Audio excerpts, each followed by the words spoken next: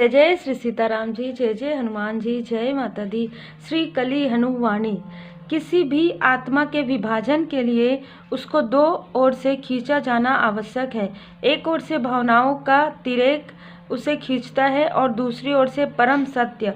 भावनाओं का अतिरेक उसे माया की ओर खींचता है और परम सत्य उसे दैवीय दिशा में खींचता है। श्री हनुमान जी यह अपेक्षा कर रहे थे कि मूर्खों की भीड़ द्वारा दी जा रही गालियों से वह साधु अपमानित अनुभव करेगा और अपमान की भावना का अतिरेक उसकी आत्मा को विभाजित करने में सहायक होगा।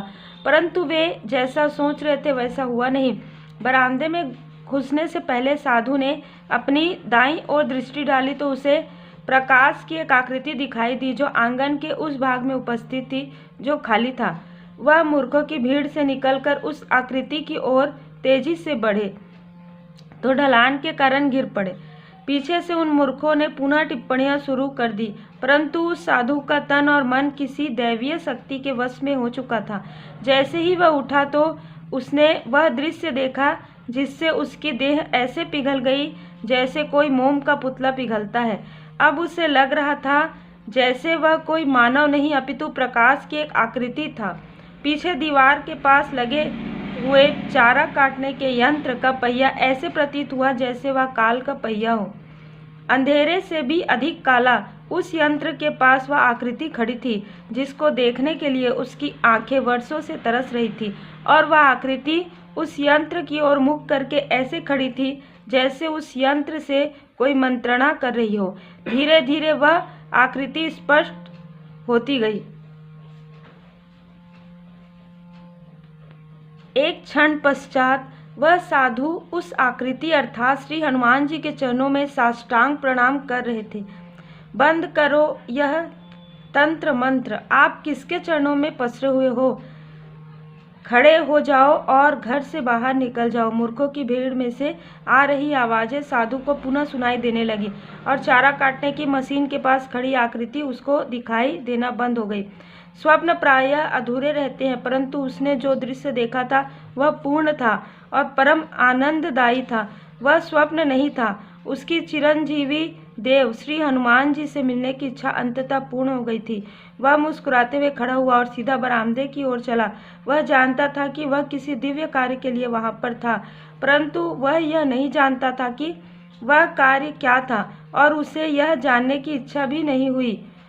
उसके पैर यदि उसकी मृत्यु के मुख में भी ले जाते तो भी वह जाने को तैयार था।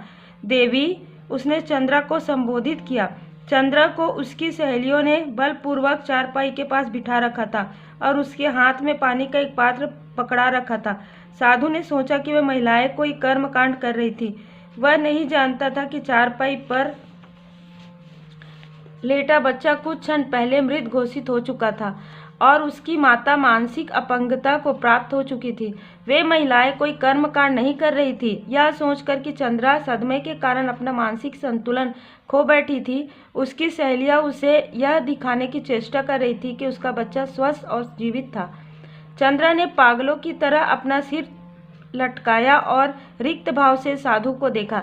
यदि कोई वानर ऐसी प्रतिक्रिया देता तो देखने वाले उसे न केवल साधारण बात मानते अपितु उसमें मनोरंजन भी ढूंढ लेते, परंतु वही प्रतिक्रिया एक वयस्क महिला दे रही थी तो अन्य मनुष्य उसे मानसिक रोगी समझ रहे थे, परंतु साधु ने उसमें एक बालक जैसी निर्मलता देखी। आप मुझे इस घर की माननीय स्वामिनी लग रही हैं, साधु चंद्रा को संबोधित करते हुए बोला। क्या मुझे खाने के लिए कुछ मिल सकता है? मैं समीप के जंगल में भटकते हुए यहाँ आया हूँ। स्वामिनी, चंद्रा अपने सिर को विचित्र तरह से घुमाते हुए बोली। उसने एक क्षण अपने बच्चे की ओर देखा और थोड़े से अंतराल के पश्चात आंखें बंद करके उच्च स्वर में हंसी निकालते हुए वही शब्द दोहराया, स्वामिनी। इससे उसका बच्चा डर गया और रोने लगा। चंद्रा की सहेली ने चंद्रा का हाथ पकड़कर उसे एक ओर किया और स्वयं उसके स्थान पर बैठ गई और उसके बच्चे को शांत करने लगी। चंद्रा के पति ने साधु से निवेदन किया, हे श्रीमान, यह हमारे लिए उचित समय नहीं है, कृपया आप कुछ समय पश्चात आना। समय सदा उचित होता है। चंद्रा की ध्वनि में से ज्ञान भरे शब्द गूंजे। वह बरामदे के दूसरे भाग में पहुंच गई थी जहां पर रिक्त स्थान था। वहां पर उसने एक चटाई बिछाई कुछ पल पश्चात वह साधु उस चटाई पर बैठ गया। उसने सोचा कि चटाई उसी के लिए बिछाई गई थी। चंद्रा रसोई में गई और भोजन ले आई। उसके होंठ लगातार चल रहे थे। वह बुदबुदा रही थी, मैं स्वामिनी नहीं, मैं तो बंजारन हूँ। किसी और को चाहे वह पागल लगे, परंतु साधु को उसके व्यवहार में एक भव्य निष्कपटता अनुभव हुई। वहां पर उपस्थित अन्य जन यदि अंधेरी रात थे तो चंद्रा सुबह की किरण। अन्य जन जहां झगड़ालू और आलोचनात्मक थे, चंद्रा उनके बिल्कुल विपरीत दिव्यता की मूर्ति थी। वह जो कुछ भी बोल रही थी उसमें परम ज्ञान का अमृत था। एक आत्मा बंजारन की तरह ही तो होती है, जो एक दृश्य से दूसरे दृश्य में भ्रमण करती रहती है। केवल अज्ञान आत्मा को यह भ्रम कराता है कि वह नश्वर चीजों की स्वामिनी है।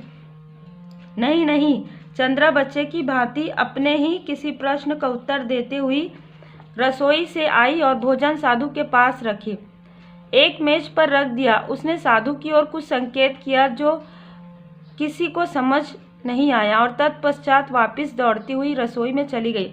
साधु अब उस मेज के पास खड़ा प्रभु की यह अद्भुत लीला देख रहा था। हाँ, चंद्रा पुनः अपने ही किसी प्रश्न का उत्तर देते हुए रसोई से आई और कुछ और भोजन मेज पर रख दिया।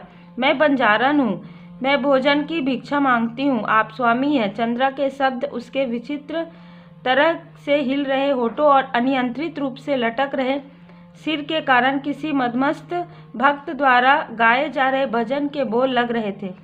आश्चर्य की बात यह थी कि वह उस चटाई पर स्वयं बैठ गई जहां से वह साधु अभी अभी उठा था।